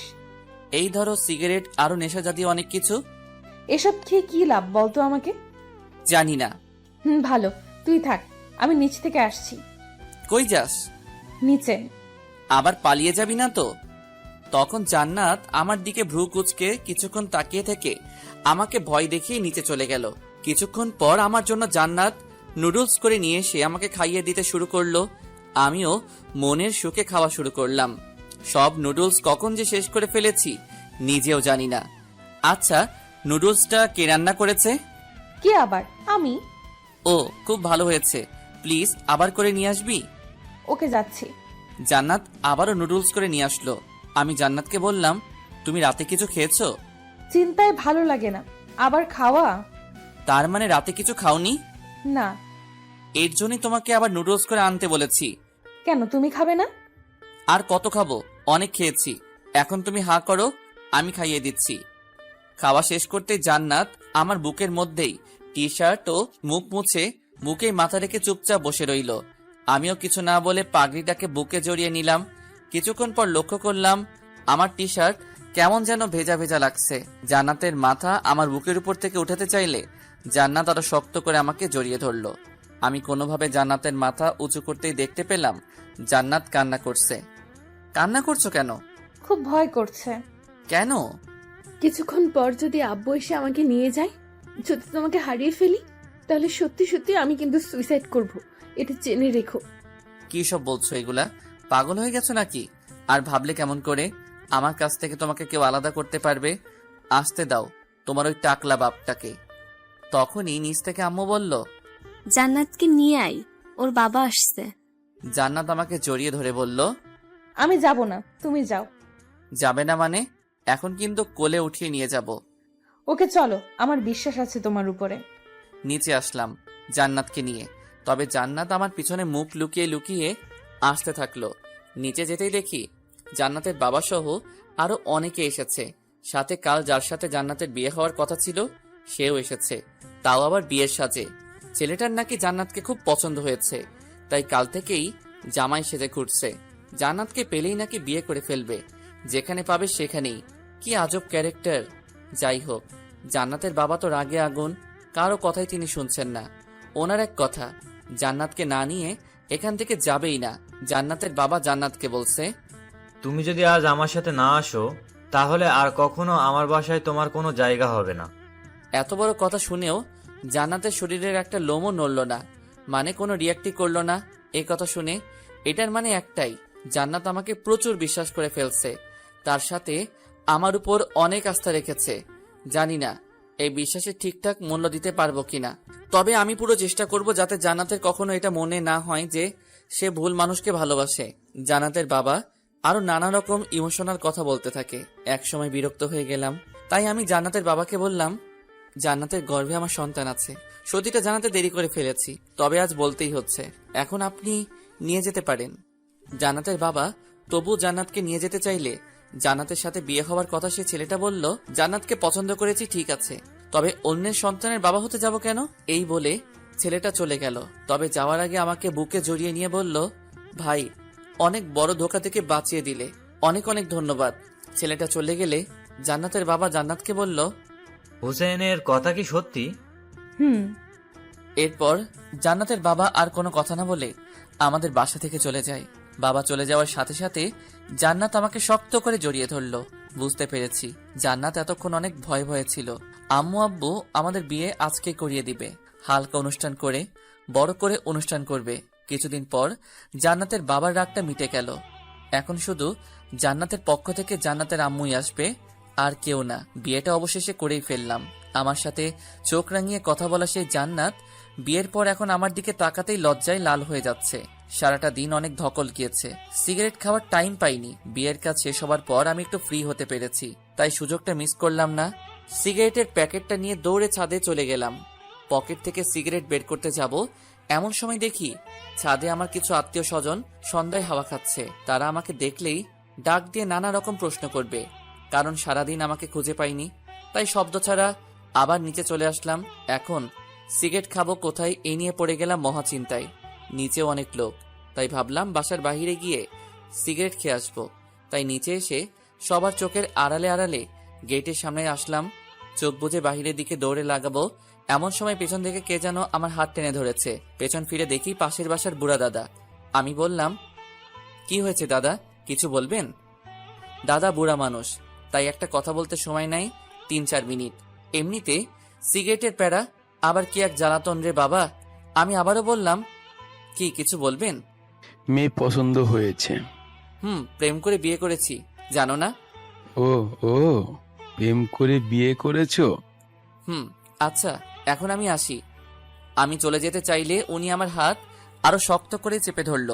কি যেন বলবে মনে হচ্ছে, কিন্তু ওনার একটা কথা বলতেই 2 মিনিট লাগে।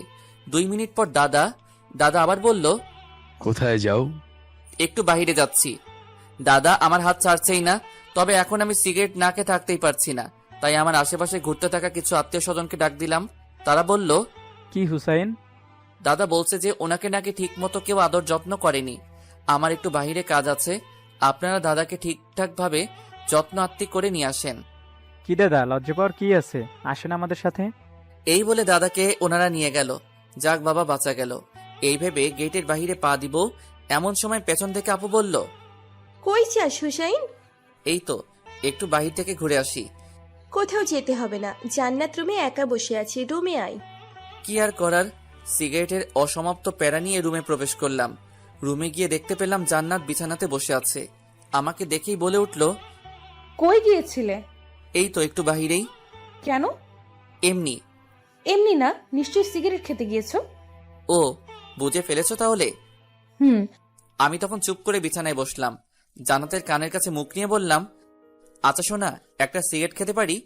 এত সুন্দর করে যখন ডাক দিয়েছো, তাহলে এক কাজ করো, কি কাজ? জাস্ট একটা সিগারেট খাবে, তারপর গোসল করে আমার কাছে আসবে।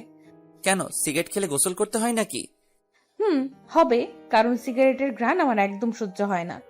কি আর করার, সিগারেট খেয়ে গোসল করে আসলাম। জান্নাত আমাকে চমকে দিয়ে বলে উঠল, হুসাইন আমার বাবু লাগবে। মানে আমরা বাবু নেব। বাসরাত শুরুই করলাম না, বাচ্চার কথা বলছো কেন? তাহলে তুমি বাবাকে যে বললে আমার গর্ভে নাকি তোমার বাচ্চা? বলেছি, বিপদে পড়ে। তাহলে এখন আমি নিব, কারণ মা হওয়ার ইচ্ছে জেগেছে মনে। তুমি নিজেই তো বাচ্চা। এত কিছু জানি না, আমার লাগবে তো লাগবেই। বাসরাতে পাগলিটার কথা শুনে খুব হাসি পাচ্ছিল। যাই হোক, বিয়ে যখন করেছি, বাসরাত তো করতেই হবে। আমি লাইটটা অফ করে জান্নাতের কাছে যেতেই জান্নাত আমাকে জড়িয়ে ধরলো। আমি জান্নাতের কপালে, গালে, ঠোঁটে কিস করতে থাকি। সেদিন জান্নাতের ঠোঁটটা নরম চকলেট ভেবে কামড় দিয়ে একটু ছিঁড়েই ফেলেছি। জান্নাত তো ব্যথায় চিৎকার করাতে বুঝতে পারলাম এটা কোনো চকলেট না, এটা জান্নাতের ঠোঁট। আরো অনেক কিছুই হলো, হাজবেন্ড ওয়াইফের মাঝে যা হয় আর কি। অনেক রাত পর্যন্ত গল্প করে শেষ রাতের দিকে ঘুমিয়ে পড়ি। সকালে ঘুম থেকে উঠে দেখি জান্নাত পাশে নেই। এত সকাল সকাল কই যাবে? ঠিক তখনই আমার ফোনে একটা ফোন আসলো। রিসিভ করতেই ওপাশ থেকে বলে উঠল, কি মিস্টার হুসেইন, ঘুম কেমন হলো? জান্নাতকে খুঁজে পাচ্ছ না তো, তাই না? জান্নাতকে আর পাবেও না। বড় ঝড় আসার আগ মুহূর্তে কিন্তু সবকিছু ঠান্ডা হয়ে যায়। কাল তোমাদের বাসা থেকে ঠান্ডা ভাবে চলে এসেছি আজকের এই দিনটার জন্য। হা হা হা, তুমি আমাকে চিনো না হুসেইন। যাই হোক, পারলে জান্নাতকে খুঁজে নিও। Good bye, see you. তার মানে এটা জান্নাতের আব্বু। এই বলে ফোনটা রেখে দিল। আমাকে কথা বলার কোনো সুযোগই দিল না। বিয়ের পর দিন বউ গায়েব। বিষয়টা ভেবেই কেমন যেন শরীরের লোমগুলো দাঁড়িয়ে যাচ্ছে। আমি দৌড়ে নিচে গেলাম, আম্মুকে বললাম, আম্মু, জান্নাত কোথায়? জান্নাত তোর বাবার সাথে বাইরে গেছে। উফ মা, যেতে দিলে কেন? জান্নাতের বাবা তো আজকে ঠান্ডাভাবেই বলল যে বিয়ে তো হয়েই গেছে। যাই হোক, এখন আর আমার কোনো রাগ নাই। তবে জান্নাতের দাদু অনেক অসুস্থ, তাই জান্নাতকে কিছুক্ষণের জন্য তাদের বাসায় নিয়ে যাবে। সমস্যা নেই, কিছুক্ষণ পর আবার দিয়ে যাবে। আমাকে না বলে কেন গেল? জান্নাত তোর সাথে দেখা করার জন্য বারবার উপরে আসতে চাইছিল, তবে জান্নাতের বাবা বলল হুসাইন তো এখনো ঘুমোচ্ছে, ঘুম ভাঙার আগেই জান্নাতকে দিয়ে যাবে। আমি মাথায় হাত দিয়ে ফ্লোরে বসে পড়লাম। এত বড় প্রতারণা আমার সাথে হবে, স্বপ্নেও কখনো ভাবিনি। চিন্তা করিস না, একটু পরেই দিয়ে যাবে। আর কখনো দিয়ে যাবে না, একেবারেই নিয়ে গিয়েছে। কি বলিস এইগুলা? আমি আর কিছু ভাবতে পারছি না। আম্মু অচুপ হয়ে গিয়েছে। বাইকটা বের করলাম, সাথে অনেক কিছু নিয়ে গেলাম, হকি স্টিক, সাথে আরো কিছু জিনিস যে গুলার নাম বলা যাবে না। বেরিয়ে পড়লাম জান্নাতদের বাসার উদ্দেশ্য নিয়ে। আর জান্নাতকে নিয়ে আসার সময় যে আমাকে বাধা দিবে, সোজা কথায় তাকে লাশ করে ফেলবো, সে জান্নাতের বাবা হোক বা অন্য কেউ। কারণ এত কাহিনী আর ভালো লাগছে না। জান্নাতের বাসায় এসে দেখি দরজাতে তালা ঝুলানো। আমি জান্নাতের বাবাকে ফোন দিলাম। ফোন দিতেই রিসিভ করে হ্যালো বলল। কই তুই? তোদের বাসায় তালা ঝুলানো কেন? কি সুন্দরী মেয়ে জন্ম দিছ বলে এত ভাব? এখন শুধু তোর সুন্দরী মেয়ে না, জান্নাত এখন আমার সুন্দরী বউ। জান্নাতের বাবা নিশ্চুপ। আবার আমি বললাম, কত বড় কলিজা থাকলে আমার কাছ থেকে বিয়ের পর দিন জান্নাতকে নিয়ে চলে গেলি? সাহস থাকলে সামনে আয়, আমি তোদের বাসার সামনে। বাবা, আমি এক গ্লাস পানি খেয়ে এসে কথা বলি। আচ্ছা বাবা, শ্বশুরের সাথে কেউ এমন আচরণ করে? তাহলে কেমন আচরণ করব? সম্মান দিয়ে কথা বলবো, তাই না? তাছাড়া কি? আমি বয়স দেখে সম্মান দেই না, চরিত্র দেখে সম্মান দেই। বিয়ের পর জান্নাতকে আমার কাছ থেকে আলাদা করে এখন সম্মান ভিক্ষা চাওয়া হচ্ছে। জামাই আমার পুরাই আগুন। ভালোভাবে বলছি, জান্নাত এখন কই আছে? ঠিকানাটা দেন, আমি গিয়ে নিয়ে আসছি। বলবো না, যা করার করো। ওকে। এই বলে ফোনটা রেখে দিলাম। কি করব বুঝতে না পেরে রাগের মাথায় বাইক থেকে হকি স্টিকটা বের করে জান্নাতদের বাসার জানালার গ্লাসগুলো ভাঙতে শুরু করে দিলাম। সেখান থেকে একটা কাচের টুকরো আমার হাতে ঢুকে যায়, সাথে সাথে অনেক রক্ত বের হতে শুরু করে দেয়। এই অবস্থায় বাইক চালাতে পারবো না, তাই এক ফ্রেন্ডকে ফোন দিলাম। এরপর ও আমাকে হসপিটালে নিয়ে গিয়ে হাতের ভিতর থেকে কাচের টুকরো বের করে, আরো ট্রিটমেন্ট করে। অনেক হয়েছে, এবার চল, তোকে বাসায় নামিয়ে দিয়ে আসি। জান্নাতকে না নিয়ে আমি বাসায় যেতে পারবো না। তাহলে এখন কি করবি? আচ্ছা, ওই টাকলার বাচ্চা মানে জান্নাতের বাবা কোথায় চাকরি করে জানিস? চিনি তো। চল তাহলে ওনার অফিসে গিয়েই খোঁজ নেই, যদি কোনো তথ্য পাওয়া যায়। তো যেই কথা সেই কাজ, ও আর আমি মিলে চলে গেলাম। জান্নাতের বাবার অফিসে থেকে কোনো তথ্যই পেলাম না। তারা জানায় উনি নাকি 2 দিন হলো অফিসে আসছেন না। কি আর করার, এক আকাশ পরিমাণ ডিপ্রেশন মাথায় নিয়ে বাসায় ফিরলাম।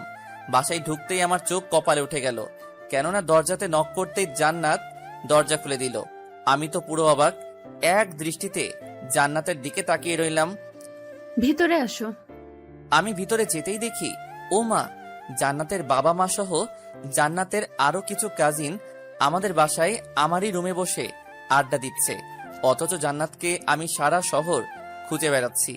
আমাকে দেখেই আম্মু বলে উঠল, বলছিলাম না জান্নাতকে একটু পরেই দিয়ে যাবে। আমি কিছু বললাম না, কারণ রাগের মাথায় জান্নাতের বাবার সাথে অনেক খারাপ আচরণ করে ফেলেছি। খারাপ ভাষায় গালিগালাজও করেছি। ভেবেছিলাম জান্নাতের বাবা হয়তো শয়তান টাইপের মানুষ, তবে এখন বুঝতে পারলাম উনিও আমার বাবার মতোই সহজ সরল। এখন জান্নাতের বাবার কাছে ক্ষমা চাইতে হবে, কিন্তু কিভাবে সেটা বুঝতেছি না। কেউ কিছু বোঝার আগেই আমি জান্নাতের বাবার কাছে গিয়ে মাথাটা নিচের দিকে ঝুঁকিয়ে বললাম, আমার ভুল হয়েছে, আপনি মজা করেছেন আর আমি এটা সত্যি ভেবেছি। কারণ হলো আমাদের বিয়েটা আপনার ইচ্ছার বিরুদ্ধে হয়েছে, তাই ভেবেছি সত্যি সত্যি আপনি জান্নাতকে নিয়ে গিয়েছেন। বিয়ের পরদিন এমন কিছু হবে কল্পনাও করতে পারিনি, তাই রাগের মাথায় আপনাকে অনেক কথা শুনিয়েছি। প্লিজ আমাকে আপনার ছেলে ভেবে মাফ করে দেন। জান্নাতের বাবা তখন উঠে দাঁড়িয়ে আমার কাঁধে হাত রেখে বলল, তোমার কোনো ভুল হয়নি, ভুল তো আমার হয়েছে। জান্নাতের কথায় কাজ করে। জান্নাতকে ওর দাদু দেখতে চেয়েছিল বলে বাসায় নিয়ে এসেছি। তুমি ঘুমিয়েছিলে তাই আর বিরক্ত করিনি। ভেবেছি তুমি ঘুম থেকে ওঠার আগে জান্নাতকে রেখে যাব, কিন্তু জান্নাত বলল তোমাকে ফোন দিয়ে ওসব কথা বলে পরীক্ষা নিতে চেয়েছিল। বিশ্বাস করো, জান্নাত লিখে দিয়েছিল আর আমি ওগুলো পড়ে পড়ে বলেছি। আমি মনে মনে ভাবলাম জান্নাতের কাছে শয়তানও হার মেনে যাবে, এটা তো সামান্য বিষয়। ও আচ্ছা, তাহলে পরীক্ষা নিয়ে কি বুঝলেন? আমি কি পরীক্ষায় পাশ করতে পেরেছি? পাস না, তুমি 100-তে 100 পেয়েছো। জানোই জান্নাত ছাড়া আমার আর কোনো ছেলে মেয়ে নেই। ছোটবেলা থেকেই জান্নাতের সব ইচ্ছা পূরণ করেছি, ওর বিয়েটা আমার ইচ্ছেতে দেব বলে। কিন্তু শয়তান মেয়েটা চালাকি করে ঠিক সময় বাসা থেকে বের হয়ে তোমার কাছে চলে এসেছে। তবে তোমাকে আমার খুব পছন্দ হয়েছে। শেষ কথা হলো জান্নাত কিন্তু আমার খুব আদরে মেয়ে। আশা করব তুমি আমার থেকেও বেশি আদর করবে জান্নাতকে। অবশ্যই। আমি জান্নাতকে নিয়ে পাশের রুমে গেলাম। কিছু কথা আছে ওর সাথে। জান্নাত যেতে চাইল না, কারণ ও বুঝে গিয়েছিল আমি অনেক রেগে আছি আর বারবার আমার কাটা হাতটার দিকে তাকাচ্ছিল। কি হয়েছে এটা হয়তো বলার সাহস পাচ্ছে না, তো জান্নাতকে এক প্রকার জোর করেই পাশের রুমে নিয়ে গেলাম। জান্নাতের দিকে তাকাতেই চমকে গেলাম। ঝামেলা লাগিয়ে দিয়ে এখন এমন ভাবে আমার দিকে তাকিয়ে রয়েছে যেন পৃথিবীর সব থেকে নিষ্পাপ মুখগুলোর মধ্যে একটা। জান্নাত বলল, সরি। এত বড় ঝামেলা লাগিয়ে মাত্র 2 অক্ষরের সরি? তাহলে কি করতে হবে বলো? 2 টাকার মার্বেলের মতো বড় বড় চোখ করে তাকিয়ে না থেকে কাজের কথায় আসো। কাজের কথা মানে? মানে আমি রাগের মাথায় তোমাদের বাসার সব জানালার গ্লাসগুলো ভেঙে দিয়েছি। সো কি? তাড়াতাড়ি বলো। ওইগুলো জরিমানা তুমি দিবে। জানি আমার বড়লোক শ্বশুর কিছু বলবে না, তবে আমার একটা সম্মান আছে না, তাই আমাকে ঠিক করে দিতে হবে। তুমি ভেঙেছো, তুমি ঠিক করে দাও, আমাকে বলছো কেন? ও হ্যালো, তোমার জন্য এসব হয়েছে? আমি কি তোমাকে আমাদের বাসার গ্লাসগুলো ভাঙতে বলেছি? আমার ঘুম পাচ্ছে, আম্মুর কোলে শুয়ে থাকবো, গেলাম। এই বলেই জান্নাত পিছন ফিরে চলে যেতে লাগলো। আমি বললাম, এই জান্নাত শুনো তো, ওই জান্নাতের বাচ্চা, কানে শুনিস না নাকি? ও মা, জান্নাতের তো পিছনে তাকানোর নামই নেই, দূর চলেই গেল। ও হয়তো ভাবছে আমাকে বোকা বানিয়ে বেঁচে গিয়েছে। আমি আবারও জান্নাতকে ডাক দিতেই জান্নাত চোখ দিয়ে ইশারা করে আমাকে ওখানে যেতে বলছে। আমি ওখানে না গিয়ে রুমে এসে ভাব নিয়ে ফোনটা কানে নিয়ে বলতে থাকলাম, হ্যালো জানু, কি করছো? আচ্ছা, আজকে কোন কালারের শাড়ি পরছো? জান্নাত এটা শোনা মাত্রই আমার দিকে দ্রুত ছুটে আসে, এসে আমার ঠিক পাশে দাঁড়িয়ে শোনার চেষ্টা করে আমি কার সাথে কথা বলছি। তখনই আমি রুমের মধ্যেই পায়চারি শুরু করে দেই। জান্নাত আমার পিছু পিছু ঘুরঘুর করতে থাকে। হঠাৎ করেই আমার হাত থেকে ফোনটা কেড়ে নিয়ে দেখে কেউ ফোন দেয়নি, শুধু শুধু ভাব নিচ্ছি। তখন জান্নাত আমার দিকে ভ্রু কুঁচকে তাকালো। আমি জান্নাতকে জড়িয়ে ধরে বিছানায় শুইয়ে দিলাম। আমি বললাম, তোমার নাকি ঘুম পাচ্ছে, তো এবার ঘুমাও। তোমার কাহিনী দেখে ঘুম চলে গিয়েছে। বলতে ভুলে গিয়েছি, জান্নাতের নাকটা অনেক সুন্দর লাগে আমার কাছে, কারণ ওর যখন রাগ ওঠে তখন নাকটা ফুলে যায়, মনে হয় এখনই ফেটে যাবে। জান্নাতের নাক হাত দিয়ে চেপে ধরে ওর ঠোঁটে কামড় বসিয়ে দিলাম। একটু পর জান্নাত শ্বাস নিতে পারছে না বলে আমার পিঠে চড়ে মারতে থাকে। তখন আমি ছেড়ে দিলাম। জান্নাত হাঁপাতে হাঁপাতে বলল, আমার আমার শ্বাস আটকে মেরে ফেলতে চাও নাকি? একদমই না। তাহলে এমন করলে কেন? সকালে তুমি আমাকে ঠিক এমনভাবে মেরে ফেলতে চেয়েছিলে। কি বলো এসব? আচ্ছা, কেমন করে? অক্সিজেন ছাড়া মানুষ কি বাঁচতে পারে? না। তুমি সকালে আমার কাছ থেকে দূরে চলে গিয়ে তোমার বাবাকে দিয়ে যখন ওইসব কিছু বলিয়েছ, বিশ্বাস করো তখন আমার শ্বাস নিতে খুব কষ্ট হচ্ছিল, কারণ তুমি আমার অক্সিজেন। এই কথা বলার সাথে সাথে ধপাস করে জান্নাত আমাকে বুকে জড়িয়ে শক্ত করে চেপে ধরে বলল, সরি, আর কখনো এমন করব না, প্রমিস। ভালো। আচ্ছা, এক কাজ করো। কি কাজ? আবারও আগের মতো আমার ঠোঁটে কামড় দিয়ে শ্বাস আটকে মেরে ফেলো। আবারও কিস খাওয়ার ধান্দা? খুব চালাক তাই না? কিন্তু আগের বার শুধু উদাহরণ দিতে কিস করেছি, সো আর দিতে পারবো না। এখন কিস দিবি না? ওই তুই করে বলবি না। কি করবি তুই? 100 বার বলবো তুই তুই তুই। মাত্র 4 বার হয়েছে, আরো 97 বার বল। এমন সময় পাশের রুম থেকে জান্নাতের বাবার ডাক শুনতে পেলাম। জান্নাতের বাবা বলল, আজকে তাহলে আসি, কিছুদিন পর তোমাদের বিয়ের জন্য বড় করে অনুষ্ঠান পালন করব। ওকে। তবে অনেক চিন্তা হচ্ছিল, কারণ তারা তো বাসায় যেতেই দেখতে পারবে তাদের বাসার জানালার সব গ্লাস ভাঙা। সে যাই হোক, পরে দেখা যাবে। এর আগে এক ফ্রেন্ড কিছুক্ষণ আগে ফোন দিয়ে আমাকে বাইক নিয়ে যেতে বলল, বিপদে পড়ছে বলল, তাই বাইক নিয়ে বেরিয়ে পড়লাম। ফ্রেন্ড তৌফিকের কাছে যেতেই তৌফিক বলল আজকে নাকি ওর জিএফ এর বার্থডে, তাই আমাকে সাথে নিয়ে জিএফ এর সাথে দেখা করতে যাবে। আমি আর তৌফিক গেলাম। যেতেই দেখতে পেলাম তৌফিকের জিএফ সহ আরো অনেক মেয়ের উপস্থিতি। আমি তৌফিককে বললাম, তুই দেখা কর, আমি এখানেই বাইকেই বসে থাকি। কিন্তু তৌফিক আমাকে নিয়েই গেল। দেখা করার এক পর্যায়ে তৌফিকের দরকারি একটা ফোন আসে, তাই তৌফিক তাড়াহুড়ো করে সেখান থেকে চলে যায়। যাওয়ার আগে আমাকে বলল যে ওর জিএফকে বাসায় নামিয়ে দিয়ে আসতে। আমি তৌফিকের জিএফকে বললাম, আপনি নিশ্চয়ই আমার সাথে যাবেন না? তাহলে আমি আসছি, আপনি এখান থেকে সোজা চলে যান। জি না, আপনি আমাকে নামিয়ে দিয়ে আসবেন। তো কি আর করার। তবে রাস্তায় উনি বলল ওনার এক ফ্রেন্ড নাকি আমাকে পছন্দ করেছে। পছন্দ করতেই পারে, এতে এমন কি হয়েছে? যদি বলি ভালোবেসে। বিয়ে করেছি, এটা তৌফিক আপনাকে বলেনি? জানি। তাই কি হয়েছে? বউ থাকবে ঘরে আর জিএফ থাকবে বাইরে, সিম্পল। আমি এই কথা শুনেই বাইকটা থামিয়ে তৌফিকের জিএফকে বললাম, বাইক থেকে নামেন। কেন, কি হলো আবার? নামতে বলেছি, নামেন। তৌফিকের জিএফকে মাঝ রাস্তায় নামিয়ে দিয়ে বাসায় চলে আসলাম, কারণ তার কথা আমার ভালো লাগেনি। এসব টাইপের ছেলে মেয়েদের জন্য বিবাহিত অনেক সংসারের শান্তি নষ্ট হয়ে যায়। ভালো লাগতে পারে অনেকজনকে, এটা ঠিক আছে, তবে ভালোবাসতে হয় একজনকেই। বাসায় আসতেই প্রথমে জান্নাতের কাছে বসলাম, তবে আমি ওর কাছে বসাতেই ও আমার থেকে দূরে চলে যায়। কি হয়েছে? এমন করলে কেন? কার সাথে দেখা করে আসছো, সত্যি করে বলো। আমি সবকিছু খুলে বললাম, কারণ জান্নাত আমার শরীরে অন্য কারো ঘ্রাণ পেয়েছে হয়তো। কি তীক্ষ্ণ ঘ্রাণ শক্তি, সত্যি অসাধারণ। আচ্ছা যাও, গোসল করে আসো আগে, এরপর একটা কথা বলবো। কি কথা? এখনই বলো। না, আগে গোসল করে এসো। তোমার শরীরের মধ্যে অন্য মেয়েদের পারফিউমের ঘ্রাণ বের হচ্ছে, যেটা আমার সহ্য হচ্ছে না। এখন বেশি বুঝলে লাথি মেরে বিছানা থেকে ফেলে দিব। একে তো মেয়ের সাথে দেখা করে আসছো, আবার আমার মুখে মুখে কথা। যাও, গোসল করে আসো। আমি আর কিছু বললাম না, চুপচাপ গোসলে চলে গেলাম। বলতে পারেন জান্নাতের কথায় কিছুটা ভয় পেয়েছি। জান্নাত মেয়ে হলে কি হবে, ওর কিল ঘুষি লাথির যে একটা হিট আমি আগেও ফ্রেন্ড থাকাকালীন খেয়েছি, এখনো মনে পড়ে সেই কথা। তাই আর কথা না বাড়িয়ে গোসলে চলে গেলাম। গোসল করে বের হতেই দেখি জান্নাত আমার জন্য তোয়ালে নিয়ে দাঁড়িয়ে রয়েছে।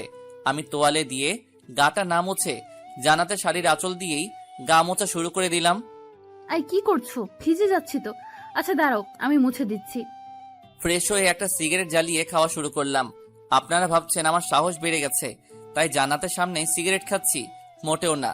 জান্নাত আমাকে সারাদিনে একটা আর রাতে একটা সিগারেট খাওয়ার অনুমতি দিয়েছে। সে আমি যেখানে সেখানে খেতে পারি, তাই আমি সিগারেট খেয়ে জান্নাতের মুখের উপর ধোয়া ছাড়ছি। জান্নাতের তো রাগে নাকটা ফুলে ফেটে যাচ্ছে। সিগারেট খেয়ে বিছানায় ধপাস করে শুয়ে পড়লাম। তুমি কি যেন বলতে চেয়েছিলে, এখন বলো। না থাক, বলবো না। কেন, আবার কি হলো? আমার কোনো কথাই তো তুমি সিরিয়াসলি ভাবে নাও না। এখন সিরিয়াস ভাবে নিব, বলো তুমি। আমার বাবু লাগবে। উফ, আবার শুরু করে দিছো। কেন? ওকে, সব হবে, আগে আমাদের বিয়ের অনুষ্ঠানটা শেষ হোক। আমার এটা ভেবেই খুশি খুশি লাগতেছে যে জান্নাতকে 2 বার বিয়ের সাজে দেখব। বাপরে বাপ, জান্নাত বউ সাজলে যা লাগে, কোনো প্রকার নেশা ছাড়াই মাতাল মাতাল লাগে। আচ্ছা, তুমি কি কখনো ভাবছো আমি তোমার বউ হব? তোর স্বভাব তো ছেলেদের মতো ছিল, তাই কখনো বউ কি তুই যে জিএফ হবি এটা কখনো ভাবিনি।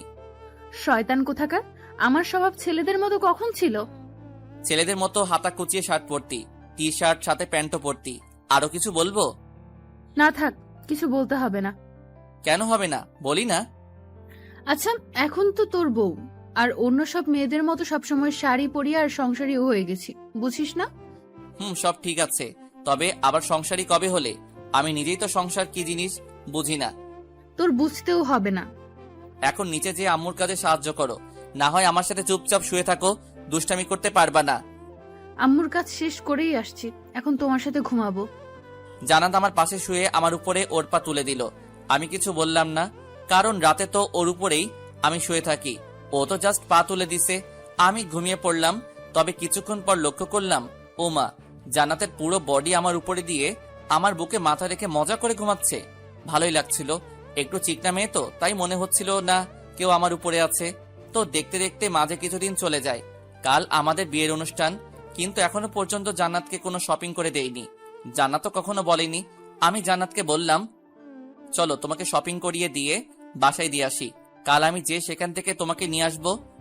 শপিং করা লাগবে না, আমার অনেক কাপড় আছে। তো কি হয়েছে, চলো তো। জান্নাতকে নিয়ে শপিং করতে গেলাম, তবে জান্নাতের কোনো কাপড়ই পছন্দ হচ্ছিল না। আমি জান্নাতের জন্য কিছু শপিং করেছি, আমার নিজের পছন্দের, কিছু বলতে অনেকগুলো, কারণ যা দেখি সব ভালো লাগে। সব কাপড়ে জান্নাতকে সুন্দর দেখায়। জান্নাত আমার জন্য কিছু জিনিস নিয়েছে, তবে ও ওর নিজের জন্য কিছুই নেয়নি। ও আমাকে বলে ওর নাকি কিছুই পছন্দ হচ্ছে না। আমি ওর জন্য যেগুলো কিনেছি ওগুলা ছাড়া। সেদিনের মতো শপিং শেষ করে জান্নাতকে তার বাড়িতে রেখে আসলাম। রেখে আসার সময় জান্নাত অনেক কান্না করছিল। বলে কিনা আমার সাথে থাকতে থাকতে আমার প্রতি আসক্ত হয়ে গিয়েছে। আমাকে ছাড়া একটা রাত থাকা নাকি জান্নাতের কাছে 1 মাসের সমতুল্য। জান্নাতকে অনেক বুঝিয়ে রেখে আসলাম, তবে ওর শর্ত ছিল সারা রাত আমার সাথে ফোনে কথা বলবে। বাসায় এসে ভাবলাম, জীবনে অনেক বিয়ে দেখেছি যারা বিয়ের সময় বউকে প্রাইভেট কারে এমনভাবে নিয়ে আসে যেন কিডন্যাপ করে নিয়ে আসছে। তবে আমার চিন্তা ভাবনা অন্যরকম। বউকে নিয়ে আসবো বাইকে করে, বউয়ের থাকবে খোলা চুল, যাতে আমি বাইক চালানোর সময় তার চুল বাতাসে উড়ে উড়ে আমার মুখে হালকা করে আছড়ে পড়ে। হ্যাঁ, প্রাইভেট কার থাকবে ঠিক আছে, তবে আমার বাইকের পিছনে। জান্নাতদের বাসায় আমি বাইক নিয়ে ঢুকলাম। আমার ফ্যাশন দেখে সেখানে থাকা মেয়েগুলো হা করে তাকিয়ে রইল। আমার পিছন পিছন অনেকগুলো প্রাইভেট কার ঢুকলো, সবগুলো সাদা গাড়ি। আব্বুকে বলে ছিলাম গাড়ি যেন এক রঙের হয়। এমন সময় দেখতে পেলাম জান্নাত দৌড়ে আমার দিকে আসছে। এসে সবাইকে চমকে দিয়ে আমাকে জড়িয়ে ধরলো। এই কি করছো, ছাড়ো প্লিজ, সবাই দেখছে তো। দেখুক হিংসুটেরা। আমার কি, তুমি তো কাল রাতে কথা বলতে বলতে ঘুমিয়ে পড়েছিলে, তাই সারা রাত ঘুমাতে পারিনি। সারাক্ষণ শুধু তোমার কথা ভেবেছি। সরি। বিয়ের অনুষ্ঠান ভালোভাবেই সম্পন্ন হলো। সো আমার ছোটবেলা থেকে যে ইচ্ছেটা ছিল বউকে বাইকে করে নিয়ে আসবো, আজ সেটা সফল হলো। জান্নাতকে বউ হিসেবে পেয়ে সত্যি আমি অনেক খুশি।